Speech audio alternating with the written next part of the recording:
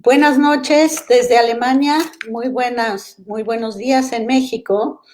Me da mucho gusto participar el día de hoy con ustedes, gracias a la amable invitación de la doctora Guadalupe García de la Torre, muy querida amiga mía, jefa del Departamento de Salud Pública, del cual fui miembro muchos años. Me permito presentarme ante ustedes. Soy Julieta Rojo Medina.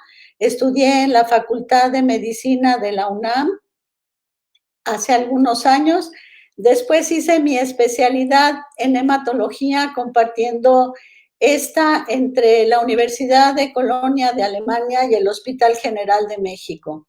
Posteriormente realicé un doctorado en el área de hematología también en la clínica de la Universidad de Colonia en Alemania nuevamente, y a partir de entonces ejercí como hematóloga clínica, trabajé en laboratorio diagnóstico de hematología y posteriormente tuve 2 estancias de sabático y alrededor de 6 estancias de investigación, también con varias becas en Alemania, de parte de CONACYT, del Servicio Alemán de Intercambio Académico, y siempre con el apoyo de la UNAM y del Hospital General de México. No quisiera extenderme mucho en lo que he hecho durante tantos años. Fui profesora de carrera de la Facultad de Medicina, al grado de que rebasé los 25 años, casi cumplo 30, me dieron la medalla al mérito académico, y entre algunas cosas que quisiera destacar es que fui miembro del Sistema Nacional de Investigadores durante 16 años, soy miembro de la Academia Mexicana de Cirugía y de la Academia Nacional de Medicina. Desde luego cuento con varias publicaciones y en el año 2015 tuve el honor de que me entregaran la Cruz del Caballero de la Orden del Mérito por parte del gobierno alemán. Trabajé 10 años como directora general del Centro Nacional de la Transfusión Sanguínea y actualmente estoy a las órdenes de todos ustedes como consejera científica de la Embajada de México en Alemania. Muchísimas gracias por darme esta oportunidad. Saludo también con todo respeto al director Germán Fajardo Dolci y desde luego al señor rector, que lo recuerdo con mucho cariño, somos colegas de las academias, al doctor Enrique Graue. Entonces, si me permiten, después de esta breve presentación, pues iniciamos con el tema que me hicieron favor de darme para esta vez.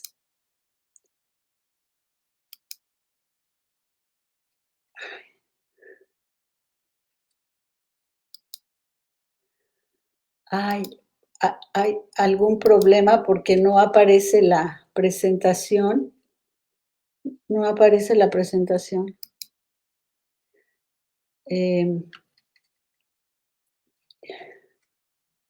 ¿Sí pueden ver la presentación? Samantha.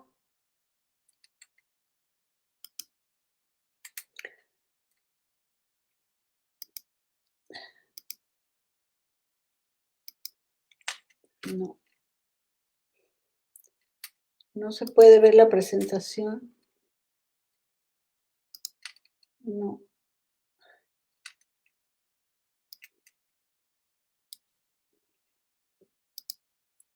Sam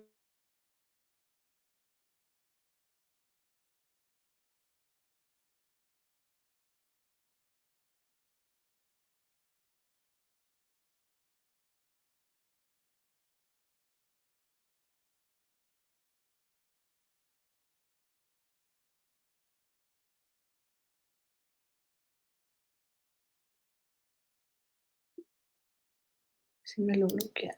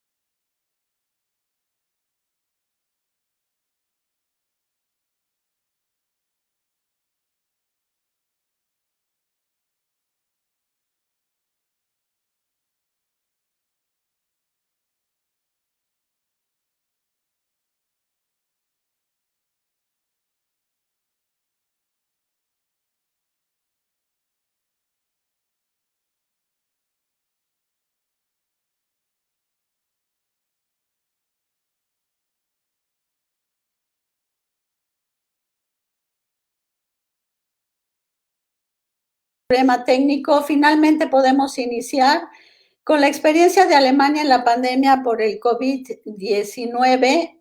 El día de hoy es por invitación del Seminario de Salud Pública de la Facultad de Medicina. Quisiera que por favor nos ubicáramos primero que nada en el mapa de Europa para que veamos en dónde está Alemania. Esto es importante por las fronteras que tenemos alrededor: Polonia, la República Checa, Austria, Suiza, Francia, Holanda y Bélgica. Es importante porque ustedes saben que cada uno de estos países se está comportando de manera diferente y están manejando de manera diferente la pandemia. Un poco de la República Federal Alemana. Tiene 16 estados federados con una población de 83.1 millones de habitantes, y aquí hay un punto que tenemos que recalcar. Las personas de 60 a 64 años ocupan el 6.85% de la población, o sea, son 5.7 millones, y los mayores de 65 años, 22%. En total, casi el 30% de la población alemana está en un estrato de edad entre 60 y 100 años.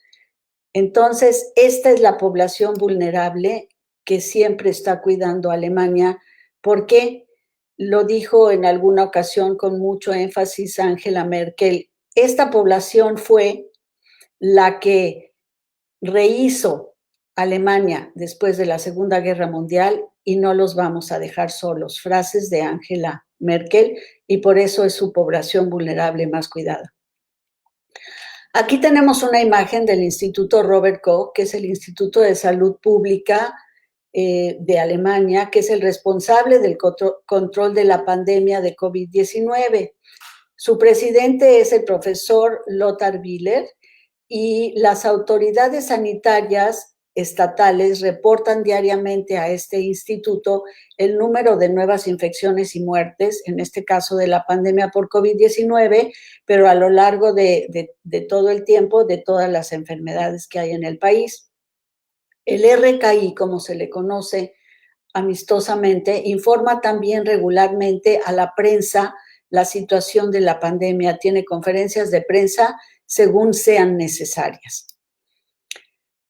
Esto es un análisis cronológico de lo que sucedió en Alemania cuando se enteraron por primera vez el 6 de enero de este año de la identificación de que existía un problema a nivel de China, y el 14 de enero hicieron un análisis de la situación para llegar al 27 de enero con el primer caso de COVID-19 en el estado de Baviera.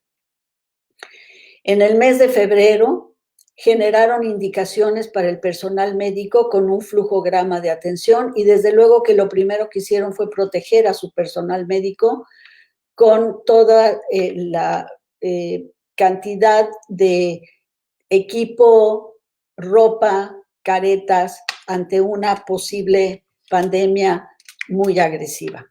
Hicieron consideraciones sobre factores de riesgo, indicaron la racionalización de las pruebas diagnósticas y también elaboraron la categorización de los pacientes.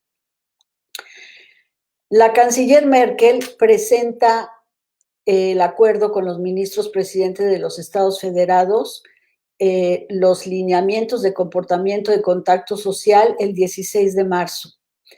Se establece claramente la contención, que quedarse en casa es una posibilidad de disminuir contactos sociales para evitar y romper la cadena de contagio, porque todavía estábamos ante mucha incertidumbre, y se indica no visitar a familiares. No visitar a familiares, y se hace énfasis en que por favor los nietos no visiten a los abuelos o los abuelos no acudan a ver a sus nietos. La cuarentena se indica cuando una persona empieza a presentar síntomas, pero aquí tienen un sistema de salud pues muy bien estructurado. Quiero comentarles que el 70% del sistema es privado, el 30% es público, pero todas las personas del país por obligatoriedad tenemos un seguro médico. Y el primer contacto es lo que llaman el médico familiar. Todo el mundo tiene que tener un médico familiar que es el responsable de indicar si en algún momento debiéramos o no consultar a un médico especialista. Y el médico especialista es el responsable de indicar estudios de laboratorio o gabinete y, en todo caso, de indicar un internamiento hospitalario. Entonces, la primera indicación fue, si alguien tiene síntomas de gripa o relacionados con el sistema respiratorio, lo primero que tenía que hacer era consultar al médico familiar por teléfono para recibir indicaciones y quedarse en casa. Tampoco se empezaron a recibir pacientes para evitar contagios en consultorios. Se indicó el no saludarse de manos, evitar contactos físicos, el estornudo en etiqueta que ustedes conocen del codo. Se reforzó la higiene de lavado de manos, el uso de geles desinfectantes y el uso de cubrebocas. La canciller Merkel presenta dentro de estos acuerdos las medidas para controlar la expansión en el sentido de los establecimientos. Aquí pueden ver en una gráfica bastante clara cuáles eran los establecimientos que podían permanecer abiertos, como los supermercados, las tiendas de abarrotes, las farmacias, tiendas de suministros médicos, desde luego las gasolinerías, los bancos, el correo, tiendas de materiales de construcción, puntos de ventas de periódicos, tintorerías y peluquerías y tiendas de suministros para mascotas. Cerrados definitivamente bares, clubes, teatros, salas de concierto, museos, ferias, cines, circos, lugares donde la gente podía tener concentraciones de mucha población, gimnasios, zonas de juegos y definitivamente prohibidas las reuniones en clubes privados, centros sociales y sobre todo en templos de cualquier creencia o religión. También se estableció el estricto reglamento de visitas para hospitales y centros de salud. O sea, no se podían visitar enfermos y tampoco en instituciones geriátricas o en hogares de ancianos o en instituciones de educación. Restaurantes y cafeterías podrían operar si contaban con las medidas de la sana distancia entre las mesas, así como regulación del número de visitantes con las medidas de higiene adecuadas, y podrían dar servicio únicamente de 6 de la mañana a 6 de la tarde. El Senado de Berlín para el 22 de marzo decretó el cierre de restaurantes y solamente podían ofrecer comida para llevar, y el resto de los estados empezó a seguir este ejemplo.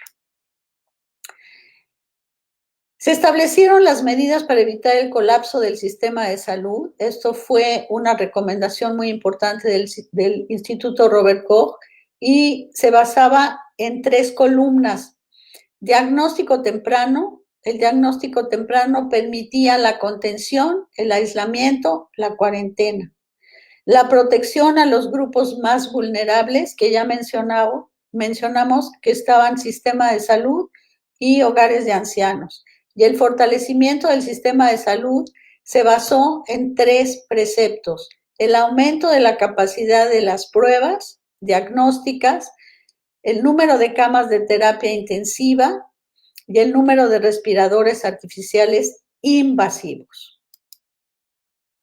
Se generaron inmediatamente flujogramas de atención ante este tipo de sospechas.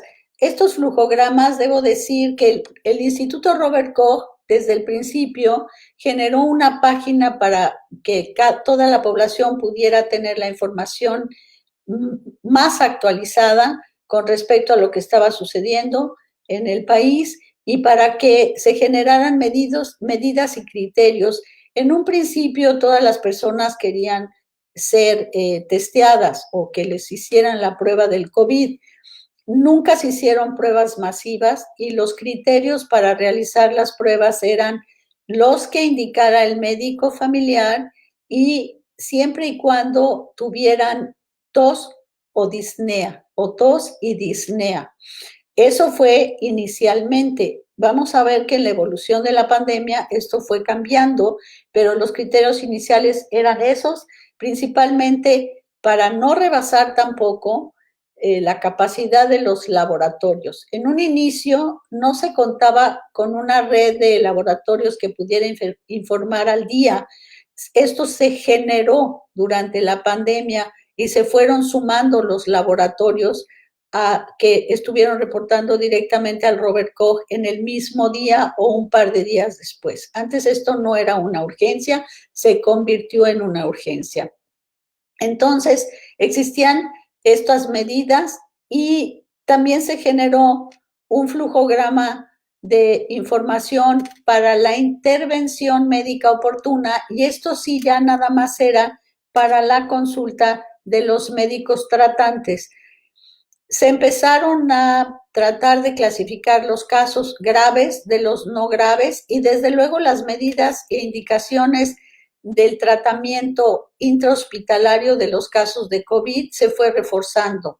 No se conocía la terapia, entonces empezaron a realizarse ensayos clínicos con diferentes antivirales, antibióticos, antiinflamatorios, pero la experiencia fue dando resultados para irse enfocando al tratamiento de los menos graves a los más graves.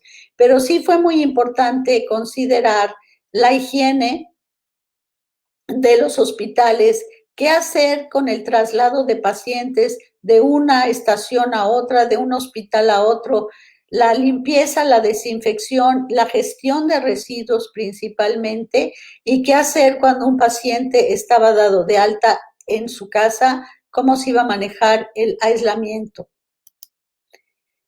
Se fortaleció el sistema de salud evitando la saturación, aumentando mucho la capacidad de las pruebas. Inicialmente, en Alemania se hacían hasta 300,000 pruebas a la semana, pero hay que recordar que Alemania produce sus propias pruebas PCR. De hecho, el protocolo de Berlín en la época de la detección del VIH es el que se usa hasta la fecha en Estados Unidos, en el CDC de Atlanta, para hacer pruebas de amplificación de cadena de polimerasa.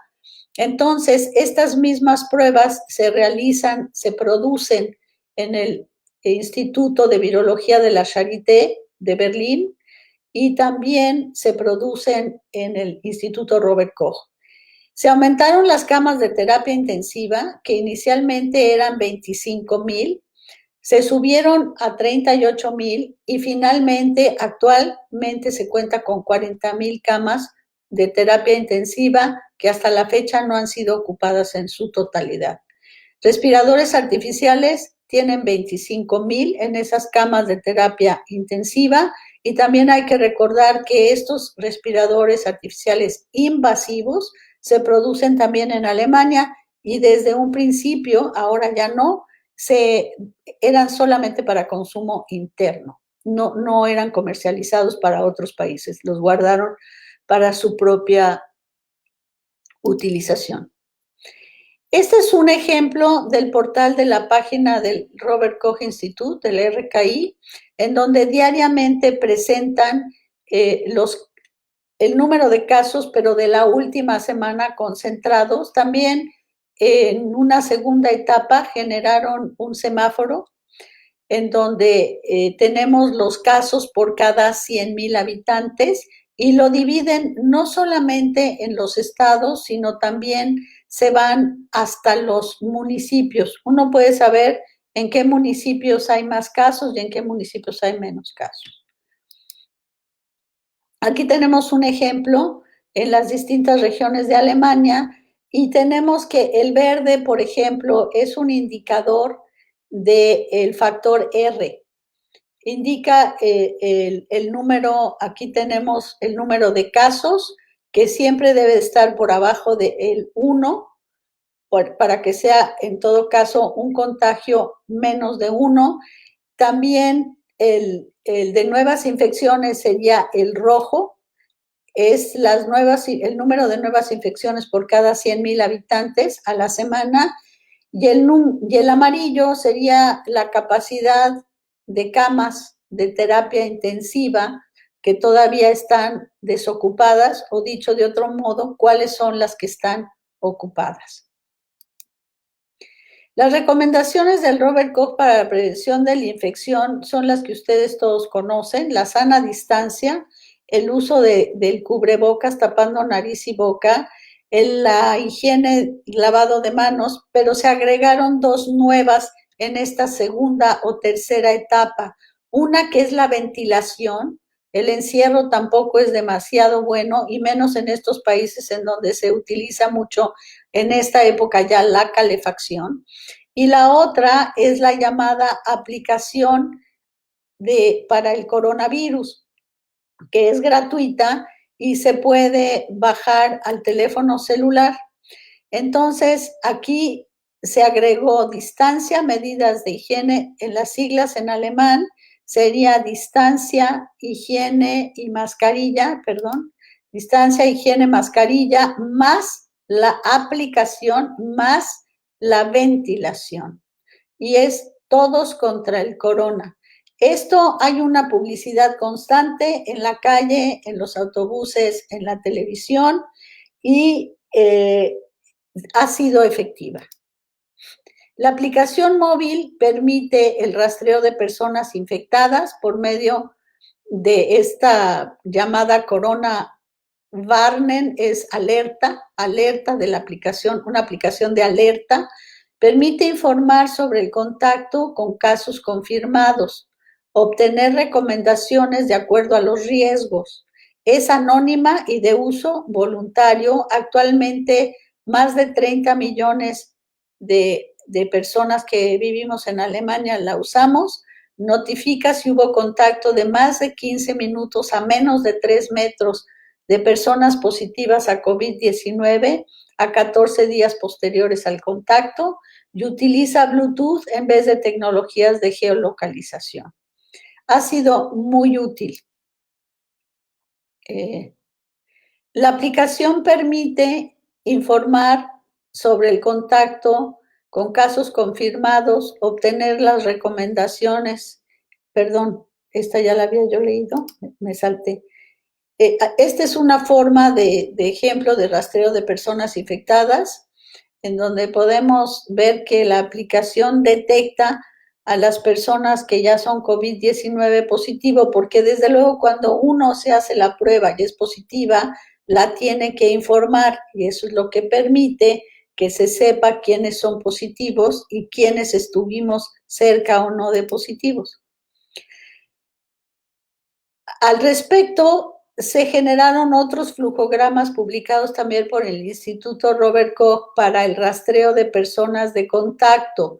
Entonces se dieron instrucciones a personal médico de consultorios, y se generó suficiencia de personal, incluyendo a médicos jubilados. Se convocó a todo el personal de salud posible, a médicos jubilados, médicos que estuvieran en el extranjero que regresaran, médicos pasantes que pudieran asistir en algún momento a los médicos ya recibidos, para fomentar que se pudieran rotar las guardias de médicos en los hospitales y no sobrecargar el estrés en los mismos. Y las personas de contacto se categorizaron. Entonces, se categorizaron en el alto riesgo de exposición, aquellos que no tenían equipamiento y protección adecuado o contacto con secreciones, por ejemplo, casos de broncoscopías, o la categoría 1B, el riesgo de exposición, que no tuviera equipamiento adecuado de contacto, pero a menos de 2 metros de distancia, y así, dependiendo de las diferentes categorías, se generó un flujograma de atención para ver si se les hacían o no las pruebas hasta llegar a la confirmación. Entonces, todo se reportaba desde luego a las oficinas de sanidad, y se determinaban los posibles tratamientos de cada uno de estos o los confinamientos. Con respecto a las pruebas diagnósticas, ahora en esta parte de la plática, me voy a referir a los rubros de avance y de lo que se ha adquirido en experiencia en este país con respecto, por ejemplo, a las pruebas diagnósticas, a los tratamientos y a la posibilidad de vacunas. En cuanto a las pruebas diagnósticas, en Alemania la única prueba que se considera diagnóstica es la prueba de biología molecular o la llamada reacción de cadena de polimerasa. No hay ninguna otra prueba que se considere diagnóstica. Las pruebas llamadas aquí rápidas son rápidas, pero también de reacción de cadena de polimerasa. O sea, no son rápidas de determinación de anticuerpos y otro tipo de cosas, de piquetes de dedo, esas aquí no existen. Apenas se están validando las pruebas de determinación de anticuerpos en ensayos clínicos controlados, cuyos resultados todavía no se han analizado y por lo mismo no se han validado. Las pruebas se aplicaron inicialmente a pacientes con síntomas como disnea y siempre por indicación médica, como ya lo había yo manifestado antes. Nunca se aplicaron en forma masiva y se reforzó siempre la indicación de mejor contención y cuarentena. Posteriormente, se aplicó a personal en sitios de brote, en hogares para ancianos y a todas las instituciones de salud, a personal de todas las instituciones de salud. En una tercera etapa, se realizó a toda persona con síntomas de vías respiratorias superiores, de cualquier tipo. Y en la actualidad, que ya estamos casi en lo que los alemanes hablan, la cuarta etapa, se está regresando a la evaluación de la aplicación de la prueba. Actualmente se están haciendo en Alemania alrededor de 1 millón de pruebas a la semana.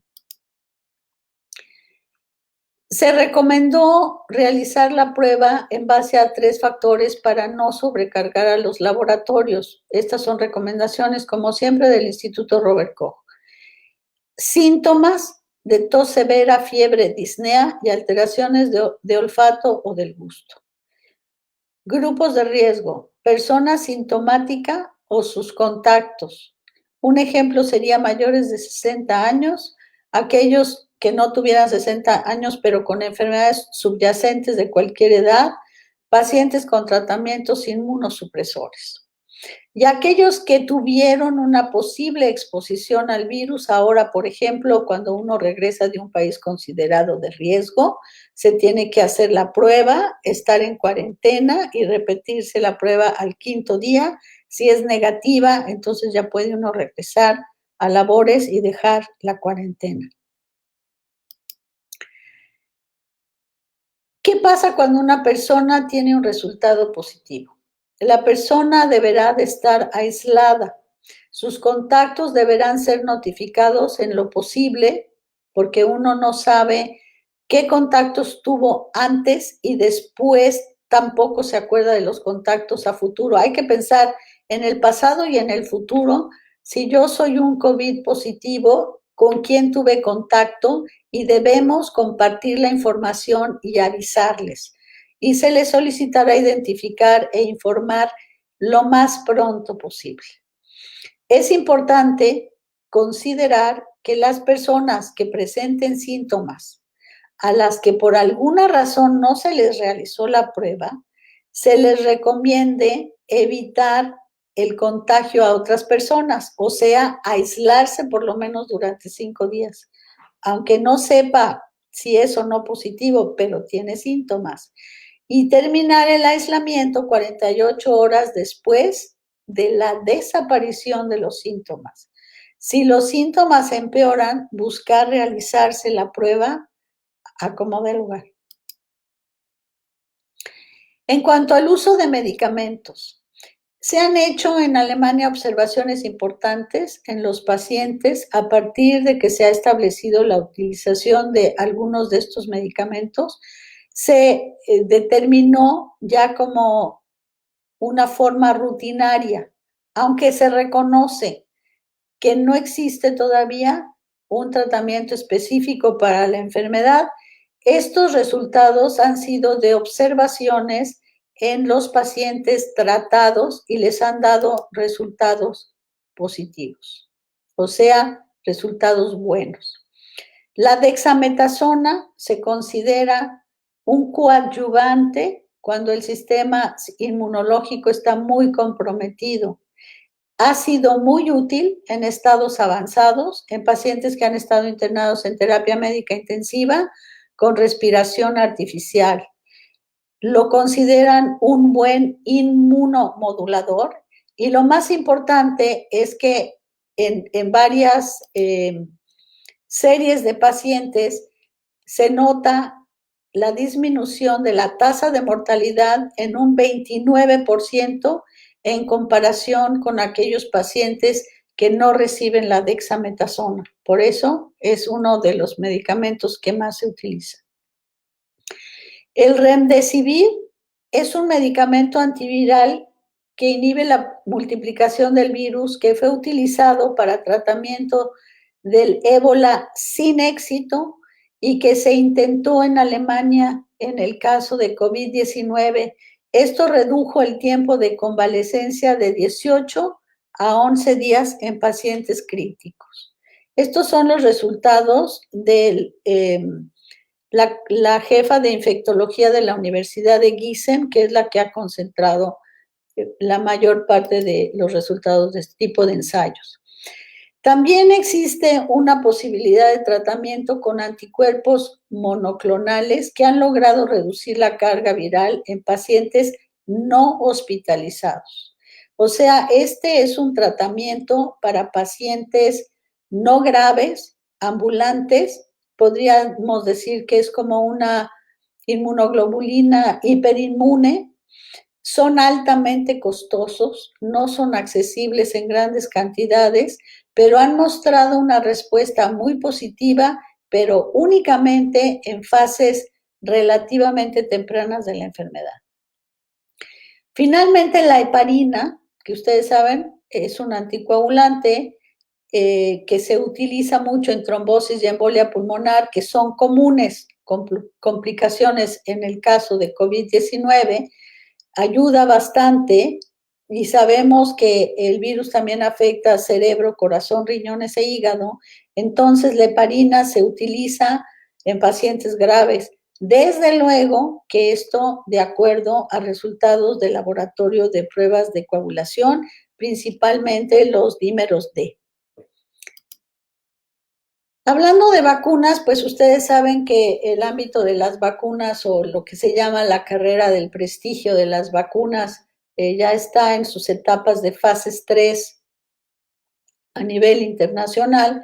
Y en el caso de Alemania hay dos muy importantes industrias, una que está asociada a Pfizer, que es BioNTech, que ya anunció su eficacia inicialmente del 90%, que es una tecnología de RNA mensajero de molécula sintetizada, muy sensible a temperaturas, que requiere ultracongelación y que ya presentaron sus resultados provisionales y posteriormente anunciaron una eficacia del 95% y están solicitando la aprobación de emergencia para su uso generalizado ante la FDA de Estados Unidos. La otra es la CureVac o CureVac, que también presentó resultados muy favorables de un ensayo clínico. Es una vacuna que ha demostrado una preimpresión muy segura, bastante más segura que las otras en el sentido de que los efectos colaterales son mínimos. Se encuentra actualmente en fase 2. A finales de septiembre del 2020, inició su fase 2A en Perú y Panamá. Está por iniciar la fase 2B3 y el agente activo es estable a 5 grados durante al menos 3 meses y también se puede usar hasta 24 horas a temperatura ambiente. Esta se ubica en Tübingen. Otro tema importante a considerar ante esta nueva experiencia, que ya vamos casi a cumplir un año, es qué pasa con los pacientes recuperados. Se puede deducir que un gran número de ellos quedan con secuelas de la enfermedad, generando retos futuros para la atención de sus estados de convalecencia. Muchos países están generando ya clínicas de atención para pacientes recuperados de COVID. Muchos órganos pueden quedar con daño permanente, incluyendo el sistema inmunológico. Todo esto es variable. Los pacientes refieren, entre otros síntomas, posterior a COVID, meses después de su recuperación, agotamiento, cefalea y mareos, a veces semanas posterior a la infección, otros meses. No consiguen el mismo rendimiento, a veces regresa la disnea y están constantemente exhaustos. Por lo menos el 10% quedan afectados de algún tipo de dolencia. Estas proporciones podrían considerarse bajas, dado el elevado número de infecciones. Sin embargo, Alemania considera que aún estas proporciones bajas podrían estar afectando a muchos miles de pacientes únicamente en este país. ¿Cuáles han sido las medidas recientes del gobierno alemán ante la nueva expansión exponencial del coronavirus? Que no solamente ha sido en Alemania, sino ha sido en Europa. Ahí está el caso de la República Checa, el país más afectado actualmente creo que es Bélgica, tenemos al Reino Unido, en fin, que no sabemos por qué de repente se hizo una expansión exponencial de sorpresa, diría yo. Manteniendo la actividad económica en lo posible, se está indicando el confinamiento parcial a partir del 2 de noviembre. Se ha reducido contundentemente la vida pública, permanecieron abiertos con estrictas medidas de higiene escuelas, guarderías y comercios, pero se volvieron a cerrar los restaurantes, con excepción de los de comida para llevar. Se han suspendido otra vez actividades en espacios culturales, recreativos y deportivos. Tuvimos la fortuna de que en el verano se volvió a tener la oportunidad de escuchar conciertos, por ejemplo, de ir a museos. Y actualmente se solicita la suspensión de viajes incluso al interior del país. Los hoteles solo podrán alojar a quienes viajen por motivos laborales. También hay restricción a reuniones en espacios públicos, máximo 10 personas de 2 hogares diferentes.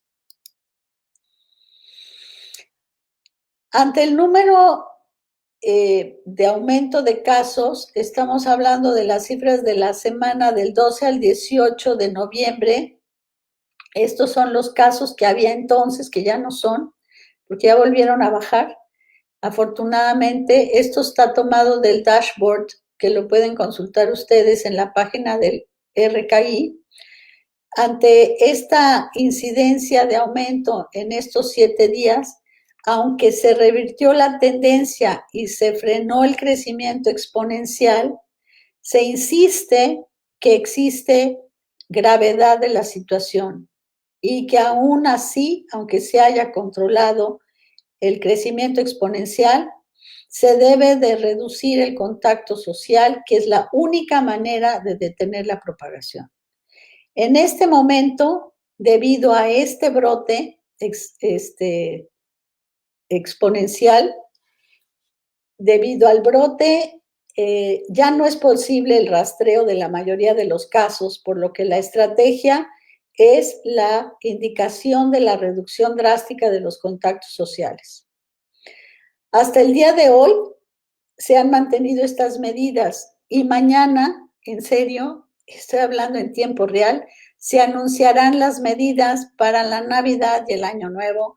Muchas personas creemos que van a seguir siendo las mismas y algunos tienen la esperanza de que sigan siendo las mismas para que poco tiempo antes de Navidad las familias puedan unirse para celebrar estas fiestas. En resumen, el éxito inicial del control de la pandemia en Alemania, que vale la pena decir invierte el 7.8% de su PIB en salud, comparado con otros países, se refleja en que sus iniciativas tempranas tuvieron éxito. Lograron una baja tasa de infección, el 1.12%, una baja tasa de mortalidad, el 1.5%, una alta tasa de pacientes recuperados, más del 66%, y un sistema de salud que sigue siendo suficiente y efectivo, incluso que apoya a otros países cuando así lo requiere. Las cifras actuales al día de ayer, el número total de infecciones es de 929,133, aquí lo tienen. Los contagios, que son 10,864, estuvimos en 23 y 24,000 la semana pasada. Las muertes aún y cuando estamos en este número de infecciones, están cerca, un poquito más arriba de 14,000, y los casos recuperados son mucho más del 50%. En la última conferencia del presidente del RKI, las recomendaciones a partir de las observaciones de esta última etapa fue que los recintos privados son las áreas de mayor contagio, por lo que, por favor, se indica evitar festejos con familiares y amigos. Se indica el reforzamiento de las medidas de distancia, del uso de la mascarilla correctamente, no solamente cubriendo la boca, sino también la nariz, el constante lavado de manos, la ventilación y la aplicación de la BARNAP, de la aplicación del coronavirus.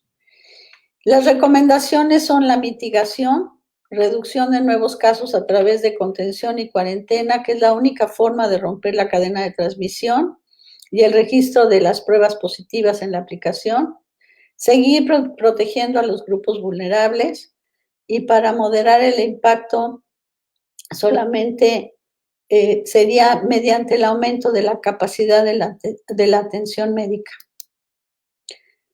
Las medidas han funcionado. La curva de nuevos casos se encuentra aplanada, pero la situación sigue siendo muy seria.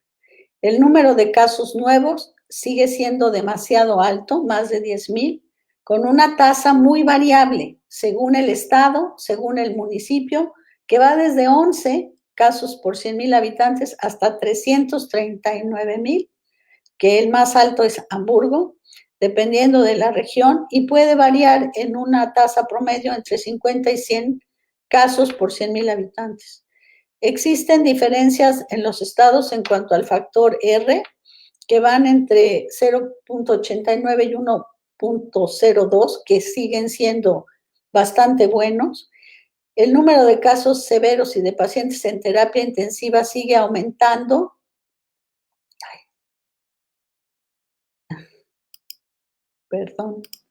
Sigue aumentando, y el número de muertes también es elevado, de más de 1,000 en una semana. Los pacientes más afectados en este país son los mayores de 80 y 90 años, pero en esta última etapa también se han visto afectados pacientes jóvenes, el 30% de los cuales no contaban con enfermedades subyacentes. Aquí tienen en la foto el privilegio de la información directa del profesor Lothar Wieler en una visita que nos atendió en el Instituto Robert Koch.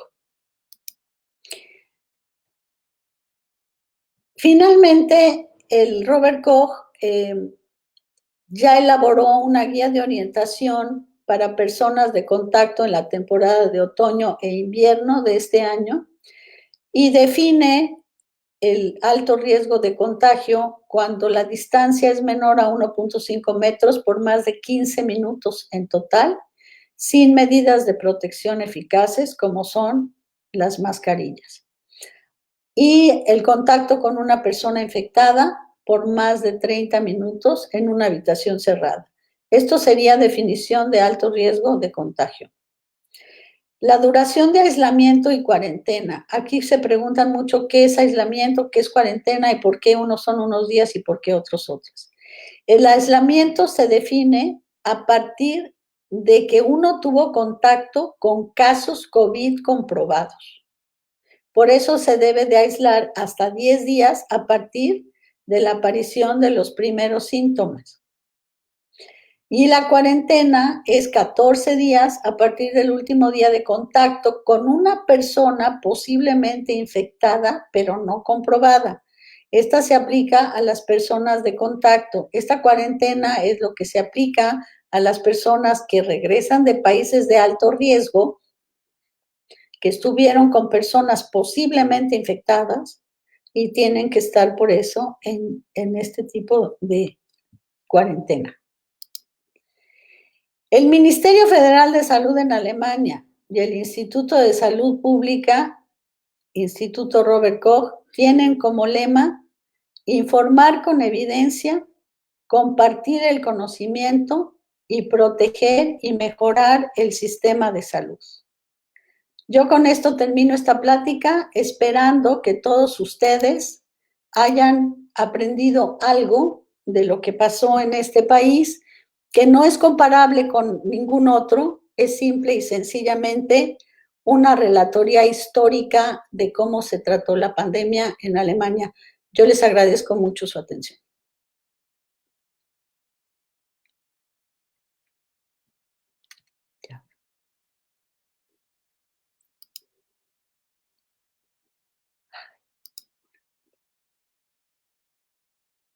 Pero no pasa nada.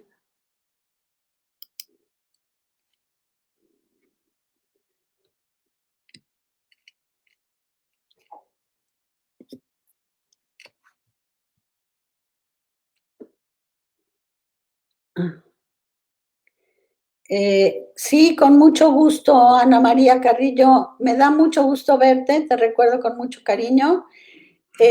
La respuesta sería que mucha gente, y ustedes lo deben de saber, ha tenido una respuesta social negativa y han hecho manifestaciones en contra de el uso de mascarillas.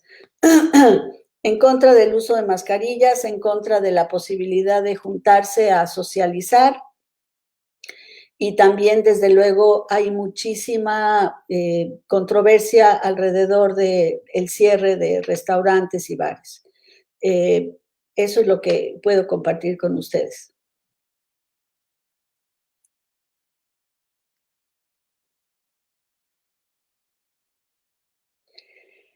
La tasa de letalidad nacional por grupos de edad y por comorbilidades, yo le recomendaría que la buscara en la página del Robert Koch Institute, porque lo único que le podría decir en este momento es que la mayor letalidad está en pacientes de 90 a 100 años y de 80 a 90.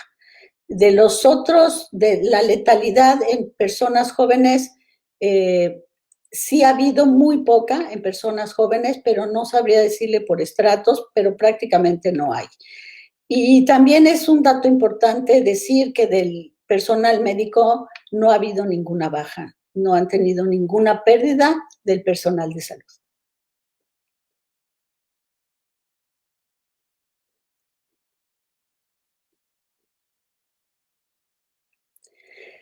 Yo creo que es muy difícil, le agradezco su pregunta a Eduardo Galicia. ¿Qué medidas cree que en México se debería de implementar de manera inmediata, que en Alemania tuvo buenos resultados? A mí no me gustaría comparar o decir que se podría copiar alguna medida porque somos países muy diferentes con sistemas de salud e infraestructuras diferentes. Yo creo que sí se pueden implementar algunas cosas, pero debemos de tomar en cuenta que en Alemania se cuenta con una infraestructura muy sólida del sistema de salud, que desafortunadamente creo que en México no tenemos, con un sistema de salud muy distinto. Yo creo que sí se puede invitar a la población a que por favor contingencia, cuarentena, higiene, uso de tapabocas, eso sí lo podemos hacer. Y yo creo que nos daría muy buenos resultados si respetáramos por lo menos la sana distancia, la higiene y el uso del cubrebocas.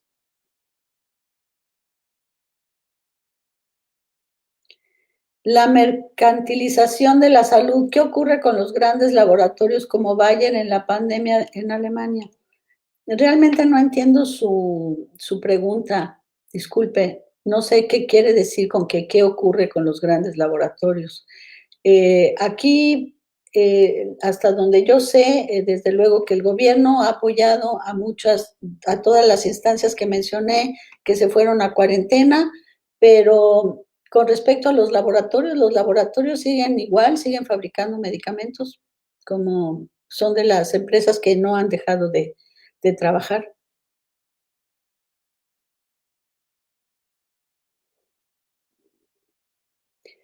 La pregunta de Eleodoro Fernández es, ¿usted cree que la implementación inicial del cubrebocas en México?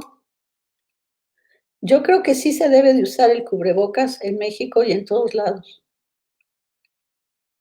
No entiendo la pregunta de ¿hubiera detenido la pandemia? No, no le entiendo al señor Fernández.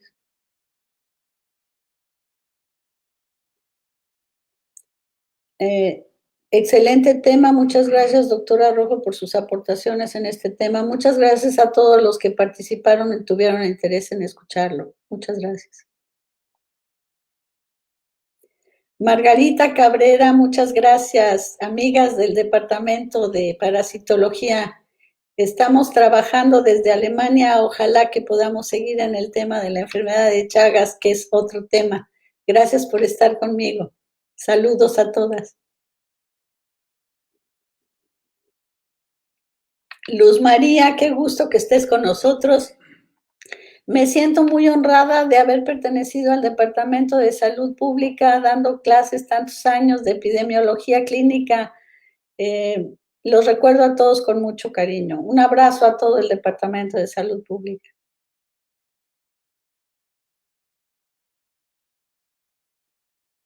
Carlos Amtman. Muy bien, Carlos. Prudencia y sabiduría refleja su opinión. Dos países distintos que pueden prevenir con lo disponible. Totalmente de acuerdo, querido Carlos Amtman, compañero mío del colegio alemán. Qué bueno que nos acompañas en el tema médico también. Gracias.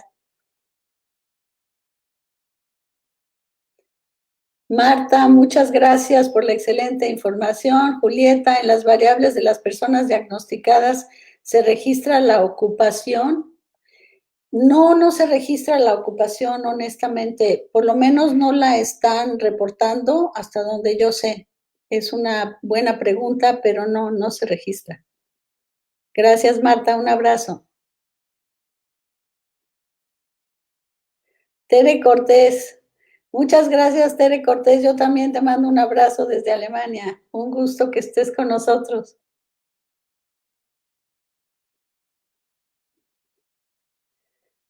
Yo, por el contrario, veo grandes similitudes en las aclaraciones que hizo la doctora Rojo respecto de los diferentes sistemas de salud.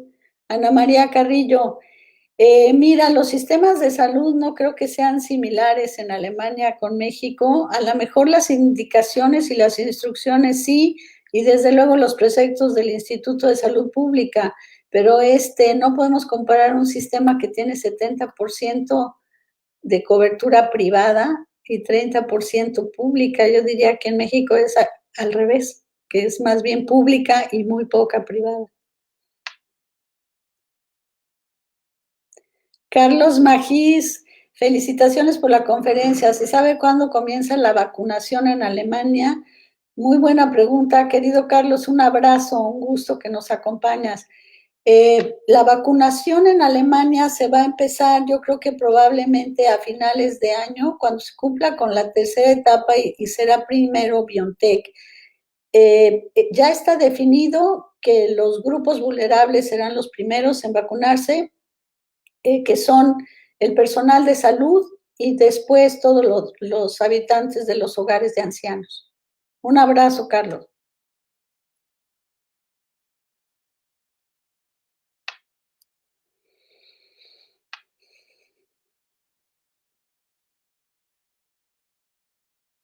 No sé si tienen más preguntas, veo que hay mucha audiencia. Yo estoy a sus órdenes, ahí tenían mi correo electrónico y muchas gracias por participar.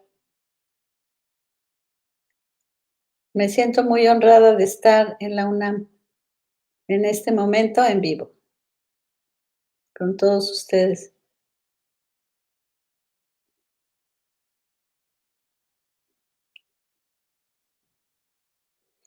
¿Ya no hay preguntas?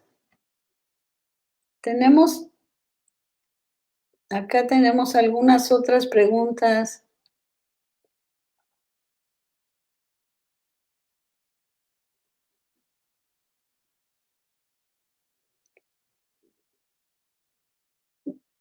No sé qué contestarles.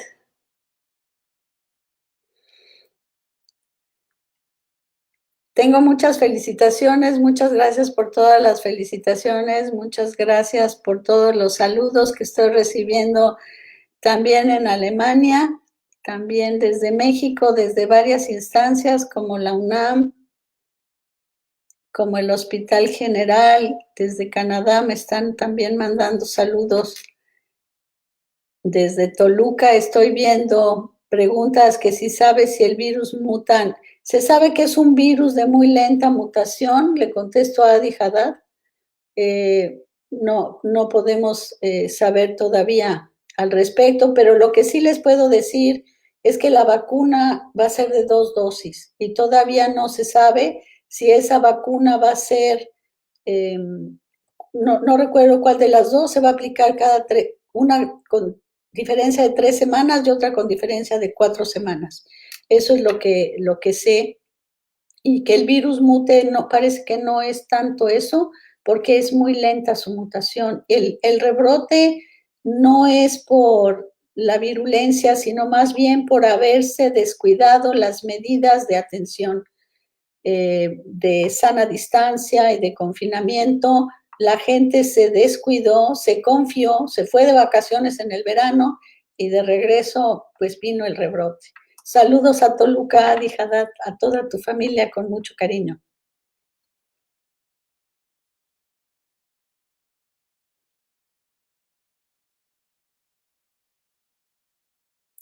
Sobre el uso del retroviral, no tengo más detalle del remdesivir, pero sí sé que lo usan de forma rutinaria. No puedo hablar de dosis ni de tratamientos específicos porque los mismos alemanes consideran que no existe un tratamiento específico. Evalúan según el caso, la edad, el tipo de riesgo, las condiciones clínicas, entonces es cuando deciden qué tipo de medicamentos utilizar. Y estas son las observaciones que han tenido en los ensayos que ellos han llevado a cabo durante este periodo.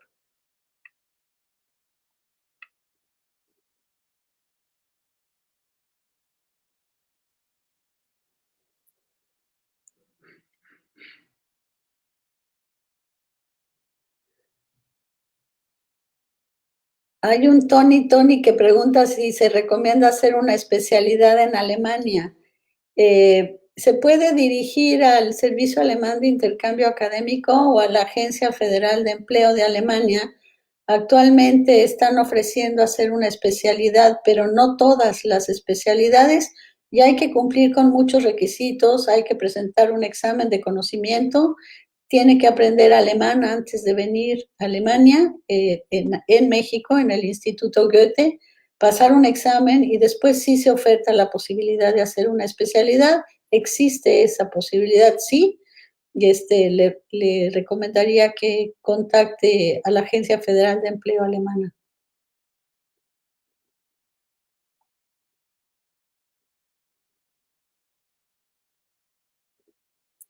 Me preguntan si el uso del cubrebocas puede detener o hubiera detenido la propagación del virus. Pues sí se ha comprobado que sí es muy importante el uso de cubrebocas, sobre todo las personas que cantan, tosen, hablan fuerte. Es una forma de romper cadenas si uno lo usa correctamente, definitivamente. Saludos de regreso a Río de Janeiro. Me da mucho gusto. Saludos a Patricia Sincer. Me da mucho gusto aquí desde München, que también nos está saludando.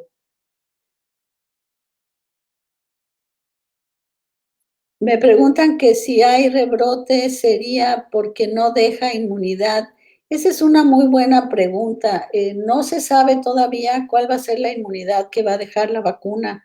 Ese es algo que vamos a tener que tener en observación, porque sí se ha visto que hay personas que o se hace crónica la enfermedad, lo cual quiere decir que no deja inmunidad, o que después de haber padecido una vez puede volver a presentar una segunda infección de COVID.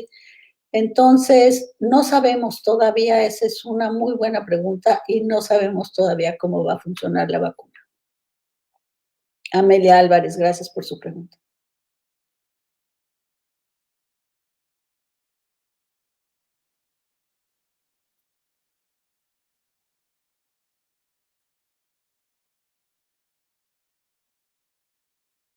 Pues no sé si haya otras preguntas.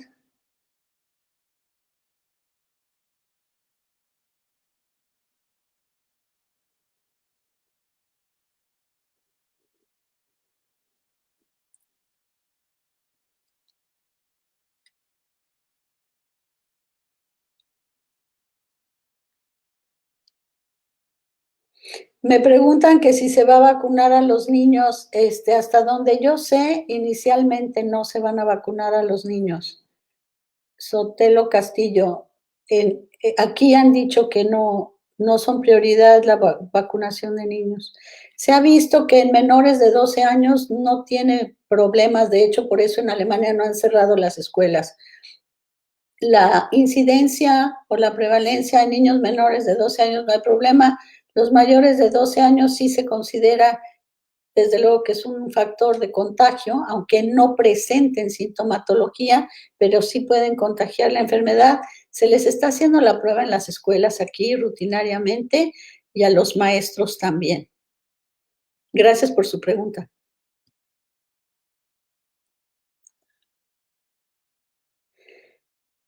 En Alemania no se ha aplicado sanciones a los que no usan cubrebocas, pero sí está anunciado, si ustedes se suben al transporte colectivo, dicen por altavoz que a las personas que no estén utilizando correctamente el cubrebocas serán sancionadas con una multa de 50 euros. Yo que sepa no han sancionado todavía a nadie, pero no les sabría decir, pero sí han empezado a anunciar sanciones. No sé quién me preguntó eso.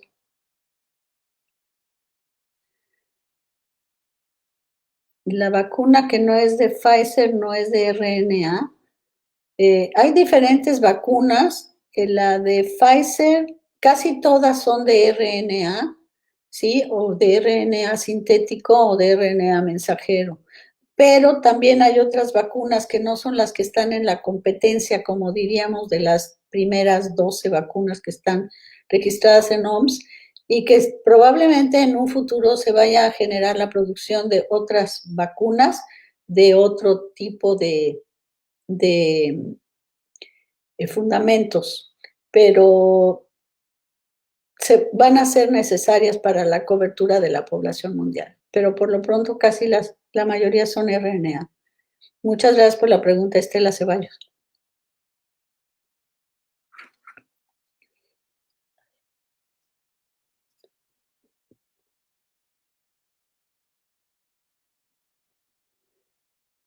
¿Alguna otra pregunta? Bueno, me informan amablemente Samantha Cedeño, que es la persona que me ha estado guiando en esta plática con ustedes, que el tiempo se nos acabó. Entonces me despido. Me dio mucho gusto que todos ustedes se llevaran algún tipo de información efectiva que les pueda ser útil en su vida cotidiana. A todo México, un abrazo muy grande. Estamos trabajando desde Alemania para generar puentes de cooperación bilateral. Cuento con todos ustedes, cuentan conmigo desde Berlín. Muchas gracias, muchas gracias.